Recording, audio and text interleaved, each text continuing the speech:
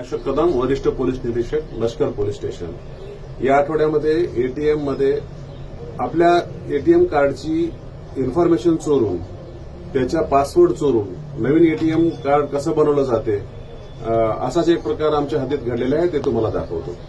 या ठिकाणी आपल्याला एटीएम मध्ये दिसेल की हा कार्ड इन्सर्ट करण्याचा पार्ट आहे. या ठिकाणी एक एक्स्ट्रा भाग लावलेला आहे. तर ज्या ठिकाणी आपण पासवर्ड टाकतो त्या ठिकाणी सुद्धा हा एक एक्स्ट्रा पार्ट लावलेला आहे आणि यामध्ये सुद्धा एक कॅमेरा आहे. यामध्ये जेव्हा तुमच्या कार्ड इन्सर्ट केलं जाईल त्यावेळी त्याच्यामधून तुमची पूर्ण डिजिटल माहिती घेतली जाईल. तर यामध्ये या कॅमेऱ्याच्या मार्फत तुमचा पासवर्ड चोरला जाईल.